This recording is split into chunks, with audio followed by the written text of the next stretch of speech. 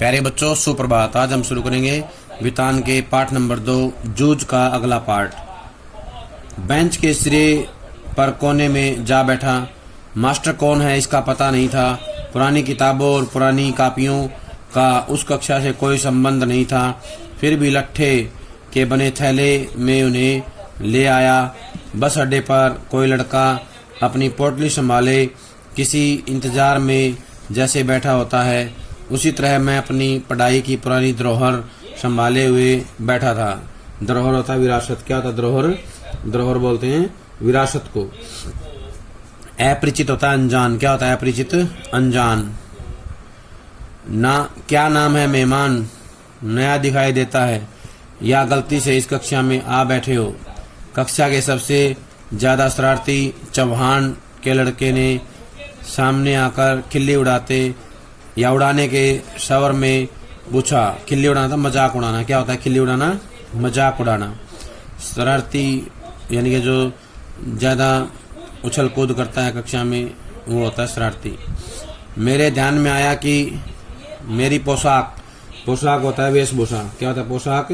वेशभूषा या तन के कपड़े। अजनबी होता है अनजान जैसी थी। बालूगढ़ी की लाल माटी के रंग में मटमैली हुई धोती और गमछा पहनकर मैं अकेला ही था। यानी कि मेरी जो वेशभूषा है अलग थी। मटमैली होता है गंदगी।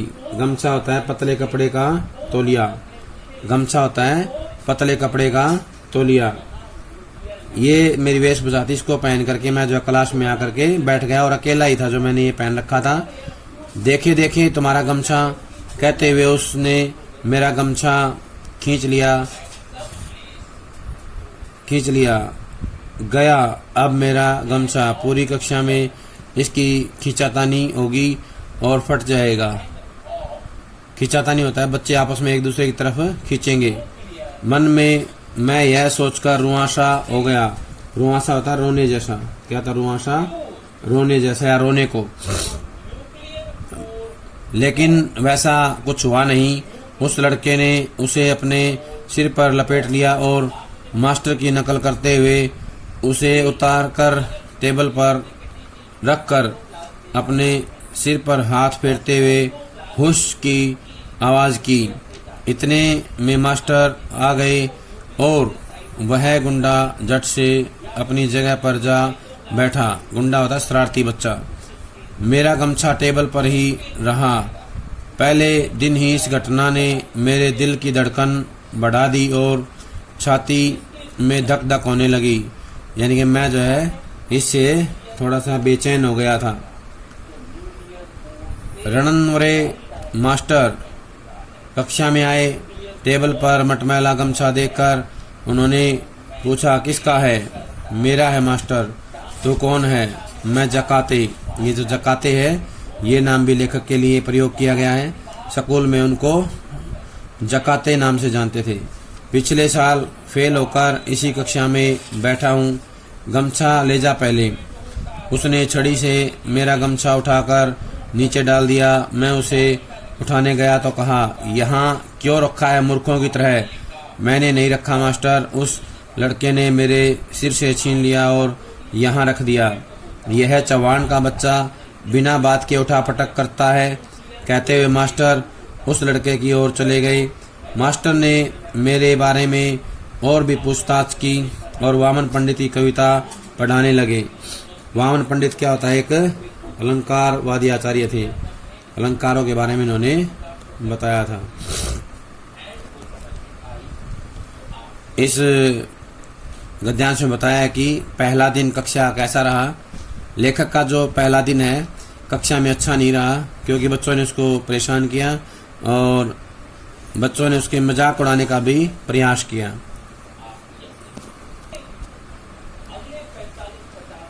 बीच की छुट्टी में मेरी धोती की कांच उस लड़के ने 2 बार खींचने की कोशिश की। कांच होता है धोती की लांग। क्या होता है धोती का लांग या लांगड़ बोलते हैं। लेकिन मैं फिर दीवार की तरफ पीट करके जा बैठा तो पूरी छुट्टी होने से पहले उठा ही नहीं। खिलौने के लिए बनाए गए कोआ के बच्चे को खुले में रख देने पर जैसे कोई चारों ओर से उस पर चोंच मारते हैं, वैसा ही मेरा हाल हो गया। मेरी ही पाठशाला मुझे चोंच मार मार कर घायल कर रही थी। चोंच मार मार कर घायल करना होता है बार बार पीड़ा पहुंचाना, बार बार पीड़ा पहुंचाना। घर जाते समय सोच रहा था कि लड़के मेरी खिल्ली उड़ाते हैं, धोती खींचते हैं, गमछा खींचते हैं, तो इस तरह कैसे निबाह होगा। निबाह होता है निर्वाह, गुजारा। नहीं जाऊंगा ऐसी पाठशाला में, इससे तो अपना खेत ही अच्छा है। चुपचाप काम करते रहो। गली के 2 ही लड़के हैं कक्षा में, वे भी मुझसे भी कमजोर हैं। वे क्या मदद करेंगे। मन उदास हो गया। उदास होता है बेचैन। क्या होता है उदास? बेचैन।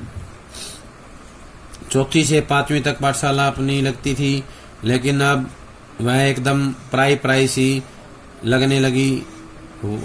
अपना वहाँ कोई नहीं है।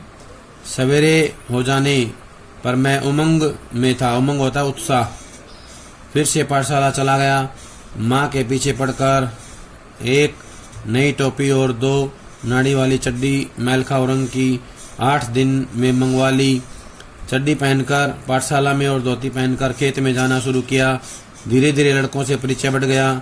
मंत्री नामक मास्टर कक्षा अध्यापक के रूप में बीच में आए। वे प्रायः छड़ी का उपयोग नहीं करते थे।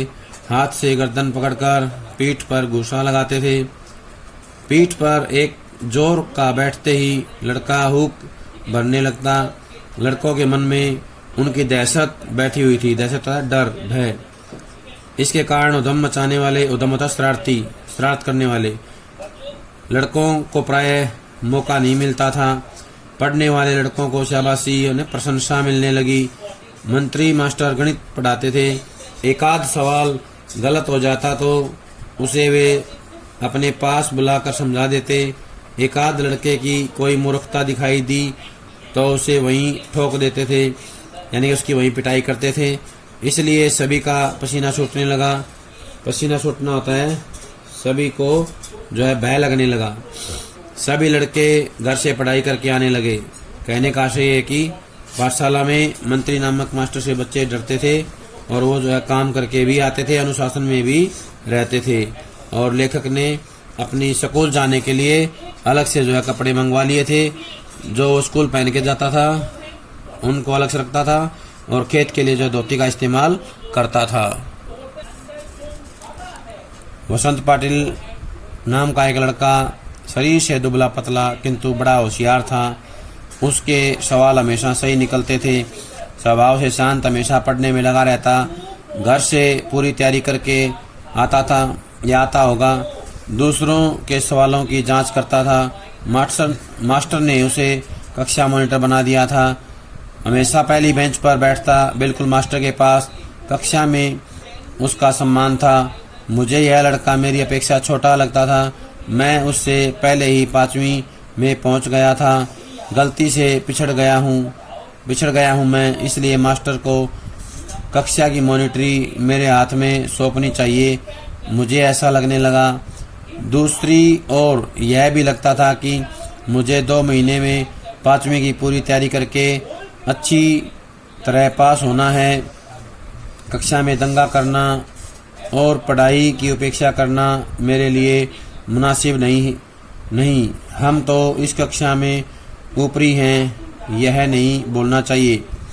इन सब बातों के कारण मेरा सारा ध्यान पढ़ाई की ओर रहा और वसंत पाटिल की तरह ही पढ़ाई का काम करने लगा। मैंने अपनी किताबों पर अखबारी कागज के कवर चढ़ा दिए। अपना बस्ता व्यवस्थित रखने लगा। हमेशा कुछ न कुछ पढ़ने बैठता था। उसने यदि कक्षा में कोई शाबाशिया काम किया तो मैं भी दूसरे दिन वैसा ही कुछ करने लगा। मन की एकाग्रता के कारण गणित झटपट समझ में आने लगा और सवाल सही होने लगे। एकाग्रता होता है पूरा ध्यान लगा के काम करना, एक चित्त होकर के काम करना। कभी कभी वसंत पाटिल के साथ साथ एक तरफ से वह तो दूसरी तरफ से मैं लड़कों के सवालों की जांच करने लगा। इसके कारण मेरी और वसंत की दोस्ती जम गई। एक दूसरे की सहायता से कक्षा में हम अनेक काम करने लगे। मास्टर मुझे आनंदा कहकर बुलाने लगे। मुझे पहली बार किसी ने आनंदा कहकर पुकारा। माँ कभी आनंदा कहती, परंतु बहुत कम। मास्टरों के इस अपनेपन के व्यवहार के कारण और वसंत की दोस्ती के कारण पाठशाला में मेरा विश्वास बढ़ने लगा। न व सौंदलगेकर मास्टर मराठी पढ़ाने आते थे। पढ़ाते समय वे स्वयं रम जाते थे। विशेषतः वे कविता बहुत ही अच्छे ढंग से पढ़ाते थे। सुरीला गला, छंद की बढ़िया चाल और उसके साथ ही रसिकता थी उनके पास। पुरानी नई मराठी कविताओं के साथ साथ उन्हें अनेक अंग्रेजी कविताएं कंठस्थ थी। कंठस्थ होता है याद, जुबानी याद होना। अनेक छंदों की लय, गति, ताल उन्हें अच्छी तरह आते थे। पहले वे एकाध कविता गाकर सुनाते थे, फिर बैठे बैठे अभिनय के साथ कविता का भाव ग्रहण कराते। उसी भाव की किसी अन्य कवि कविता भी सुनाकर दिखाते। बीच में कवि यशवंत, बा भय बोरकर, भा रा तांबे, गिरीश, केशव कुमार आदि के साथ अपनी मुलाकात के संस्मरण सुनाते। संस्मरण होता है यादें। वे स्वयं भी कविता करते थे। याद आई तो वे अपनी भी एकाध कविता सुना देते थे। कहने का आशय है कि उनका जो है क्लास में मन लग गया था। वसंत से दोस्ती हो गई थी। वसंत की दोस्ती के कारण वो जो है और ज्यादा पढ़ाई करने लगे और होशियार हो गया था। उनकी नए वासमोदलगेकर से भी जो है मित्रता हो गई थी। उनके साथ रह करके उन्होंने कविताओं का ज्ञान प्राप्त कर लिया। यह सब सुनते हुए, अनुभव करते हुए मुझे अपना भान ही नहीं रहता। भान होता है ध्यान। मैं अपनी आंखों और कानों में प्राणों की सारी शक्ति लगाकर दम रोककर मास्टर के हाव भाव, ध्वनि, गति, चाल और रस पीता रहता। यानी कि जो मास्टर सुनाते थे उस कविता को मन से ग्रहण करता रहता था। सुबह शाम खेत पर पानी लगाते हुए या ढोर चराते हुए अकेले में खुले गले से वे सारी कविताएं मास्टर के ही हाव भाव, यति गति और आरोह अवरोह के अनुसार ही गाता। यति गति होता है कविता में रुकने एवं आगे बढ़ने के नियम। रुकने एवं आगे बढ़ने के नियम को बोलते हैं यति गति। आरोह अवरोह होता है उतार चढ़ाव, चढ़ना उतरना। यानी कोई चीज हम कितनी ऊंचाई से बोलेंगे, कितना नीचे बोलेंगे, कितना सौर ऊपर जाएगा, कितना नीचे आएगा, इसका ध्यान रखना। क्या होता है आरोह अवरोह।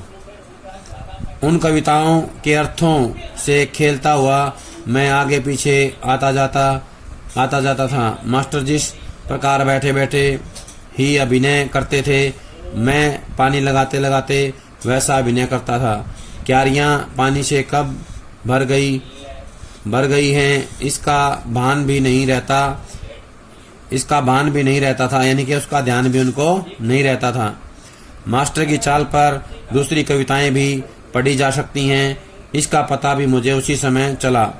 इन कविताओं के साथ खेलते हुए मुझे दो बड़ी शक्तियां प्राप्त हुई। पहले डोर चराते हुए, पानी लगाते हुए, दूसरे काम करते हुए अकेलापन खटकता था। खटकना होता है परेशान करना, दुखी करना। किसी के साथ बोलते हुए, गपशप करते हुए, हंसी मजाक करते हुए काम करना अच्छा लगता था। हमेशा कोई न कोई साथ में होना चाहिए ऐसा लगता था। लेकिन अब अकेलेपन से कोई ऊब नहीं होती है। उबना होता है तंग आना, उकता जाना। यानी कि अकेले रहने से अब मुझे किसी प्रकार की कोई जो है अरुचि पैदा नहीं होती है। मैं उकताता नहीं हूँ, बोर नहीं होता हूँ। उबना होता है बोर होना। मैं अपने आप से ही खेलने लगा। उल्टा अब तो ऐसा लगने लगा कि जितना अकेला रहूं उतना अच्छा है। इस कारण कविता ऊंची आवाज में गाई जा सकेगी, किसी भी तरह का अभिनय किया जा सकेगा। कविता गाते गाते थुई थुई करके नाचा जा सकता था। मैं सचमुच ही नाचने लगता था। मैंने अनेक कविताओं को अपनी खुद की चाल में गाना शुरू किया। अनंत काणेकर की कविता, जिसकी पहली पंक्ति इस प्रकार है: चांद रात पसरीते पांढरी गाया धरणीवरी। इसमें यह बताया गया कि जो चंद्रमा है वो रात होते ही आसमान में आ जाता है और उसकी चांदनी जो है धरती पर चारों ओर फैल जाती है। को मैंने मास्टर की चाल से अलग अपनी चाल में बिठा कर गाई। यह चाल एक सिनेमा के गाने के आधार पर थी। चाल का मतलब होता है तर्ज या धुन, कंपोजिशन को बोलते हैं चाल। वह गाना केशव करनी जाति नामक छंद में था। उस कविता को मैं मास्टर की अपेक्षा ज्यादा हाव भाव से गाता था, ज्यादा विनय के साथ गाता था। चेहरे पर कविता के भाव पैदा करने का प्रयत्न करता था। मास्टर को मेरा प्रयत्न इतना अच्छा लगा कि उन्होंने 6ठी 7वीं कक्षा के सभी लड़कों के सामने मुझे बुलाकर गवाया, यानी कि जो मेरी कविता थी उन बच्चों के सामने गवाई। पाठशाला के एक समारोह में भी उसे गवाया। इसके कारण मुझे लगा कि मेरे कुछ नए पंख निकल आए हैं। मास्टर स्वयं कविता करते थे। अनेक मराठी कवियों के काव्य संग्रह उनके घर में थे। वे उन कवियों के चरित्र और उनके संस्मरण बताया करते थे। इसके कारण ये कवि लोग मुझे आदमी ही लगने लगे थे। खुद सौंदर्यकर मास्टर कवि थे, इसलिए यह विश्वास हुआ कि कवि भी अपने जैसा एक हाड़ मास का क्रोध लोभ का मनुष्य ही होता है। मुझे भी लगा कि मैं भी कविता कर सकता हूँ। मास्टर के दरवाजे पर छाई हुई मालती की बेल पर मास्टर ने एक कविता लिखी थी। वह कविता और वह लता मैंने दोनों ही देखी थी। इसके कारण मुझे लगता था कि अपने आसपास, अपने गांव में, अपने खेतों में कितने ही ऐसे दृश्य हैं जिन पर मैं कविता बना सकता हूँ। यह सब कुछ अनजाने में ही होता रहता था। भैंस चराते चराते मैं फसलों पर, जंगली फूलों पर तुकबंदी करने लगा। उन्हें जोर से गुनगुनाता भी था और मास्टर को दिखाने भी लगा। कविता लिखने के लिए खीसा में कागज और पेंसिल रखने लगा। कभी वह न होते तो लकड़ी के टुकड़े, यानी कि छोटे टुकड़े से भैंस की पीठ पर रेखा खींचकर लिखता था। खीसा का मतलब होता है जेब। क्या होता है खीसा? मतलब जेब होता है। और तुकबंदी करना होता है छंद में बंधी हुई कविता। तुकबंदी क्या होता है? छंद में बंधी हुई कविता। अनजाने होता है ना जानते हुए। अनजाने क्या होता है? ना जानते हुए। आरो और होता है सवर का ऊंचा नीचा होना। क्या होता है आरो और? सवर का ऊंचा नीचा होना। खटकना होता है महसूस होना। क्या होता है? महसूस होना। गपशप होता है इधर उधर की बातें करना। क्या होता है? इधर उधर की बातें करना।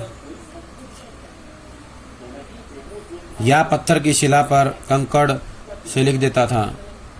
या तो रेखा खींचकर भैंस की पीठ पर लिखता था, या पत्थर की शिला पर कंकड़ से लिख लेता। जब कंठस्थ हो जाती, यानी कि याद हो जाती, तो पहुंच देता। किसी रविवार के दिन एकाध कविता बन जाती तो सोमवार के दिन मास्टर को दिखाता। बहुत बार तो सवेरा होने तक का धीरज छूट जाता, धैर्य, और मैं रात को ही मास्टर के घर जाकर कविता दिखाता। वे उसे देखते और शाबाशी देते। और फिर कभी कभी तो कविता के शास्त्र पर एक पूरी महफिल हो जाती। बोलते बोलते मास्टर बताते कवि की भाषा कैसी होनी चाहिए, संस्कृत भाषा का उपयोग कविता के लिए किस तरह होता है, छंद की जाति कैसे पहचाने, उसका लय क्रम कैसे देखें, अलंकारों में सूक्ष्म बातें कैसी होती हैं, अलंकारों का भी एक शास्त्र होता है, कवि को शुद्ध लेखन करना क्यों जरूरी होता है, शुद्ध लेखन के नियम क्या हैं, आदि अनेक विषयों पर वे सहज बातें बताते रहते। मुझे उनके प्रति अपनापन अनुभव होता। वे मुझे पुस्तक देते, अलग अलग प्रकार के कविता संग्रह देते। उन्होंने कई नई तरह की कविताएं सुनाई तो लगा मैं उस ढर्रे पर कविता बनाऊं। फिर तो सारे दिन उस दिशा में मेरी कोशिश चलती रहती, यानी कि प्रयास मैं करता रहता। इन बातों से मैं सौंदल लेकर मास्टर के बहुत नज़दीक पहुंच गया और जाने अनजाने मेरी मराठी भाषा सुधरने लगी। उसे लिखते समय मैं बहुत सचेत रहने लगा। अलंकार, छंद, लय आदि की सूक्ष्मता को देखने लगा। शब्दों का नशा चढ़ने लगा और ऐसा लगने लगा कि मन में कोई मधुर बाजा बजता रहता है। डर्रा होता है शैली, क्या होता है? डर्रा शैली, शैली को बोलते हैं डर्रा। और अपनापा होता है अपनापन, क्या होता है अपनापा? अपनापन, क्या होता है? अपनापन। समारोह होता है उत्सव। सूक्ष्मता होता है बारीकी, क्या होता है सूक्ष्मता? सूक्ष्मता होता है बारीकी, क्या होता है? बारीकी। इसके बाद है कविता का शास्त्र होता है कविताओं के नियम, क्या होता है?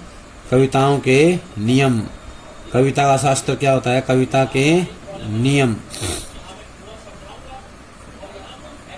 और ऐसा लगने लगा कि मन में कोई मधुर बाजा बजता रहता है।